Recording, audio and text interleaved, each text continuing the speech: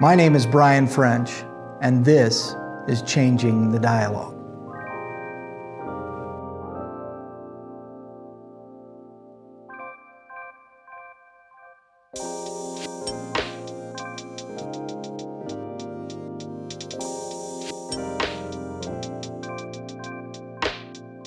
There are so many voices in the world, so how do we understand how to live? One thing that is interesting is the thought that our origin came from a void in space and an explosion from that void. We seem to intent on creating ourselves in an image of our own choosing in the pursuit of immortality. We truly do not know how long the earth or the universe itself has been. But is this really the point? The language of mankind engages existence to determine his own origin, which will give him the ability to define his own image. Where did we come from?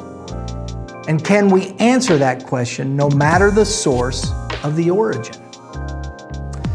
The being we call God stands in our modern context as a theological crutch when we cannot define ourselves, or as a mythological idea when we cannot explain the universe.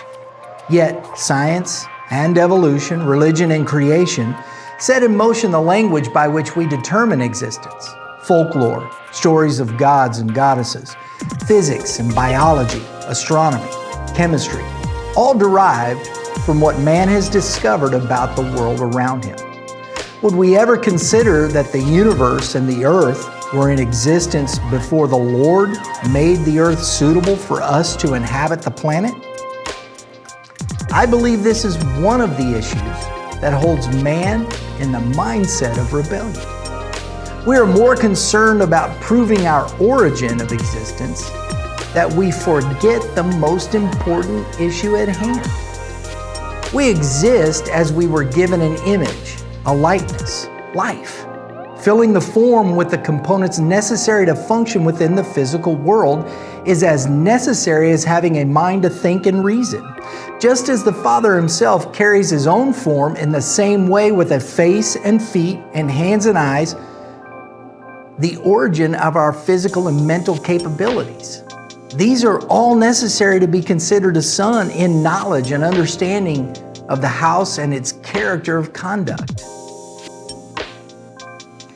The focus of our existence revolves solely on the physical part of our being and filling it with what we have determined to be its character and conduct. We have filled the earth with our idea of existence instead of subduing and replenishing the earth as it was intended by our Father. I have often wondered about the Genesis narrative and why this was given to Moses only after the Exodus from Egypt. Why could the Lord not have given this information sooner? We have accounts of creation dating back further than that of the Torah. So how do we reconcile these questions? The Genesis narrative clearly states that Jehovah filled the earth, bara in Hebrew. But what the narrative does not state, nor do I believe that Jehovah felt it necessary, was to give a timeline of creation.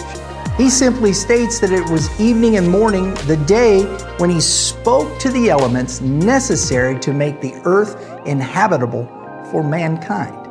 The simple fact is, he does not exist within what we call time, but simply exists as a matter of being. Cyclical motion of being that denotes a complete and whole being defined by ancient truth. The narrative we know today in Genesis is not there for the purpose of disputing with science or defending how Jehovah creates in a 24-hour period. It was given to put down a rebellion and give the Hebrews an understanding of the truth of our existence and the image and likeness of our Maker. To make sure mankind from then on would know what is expected of us as bearers of that image and likeness, so that we would know with certainty the love of our Father.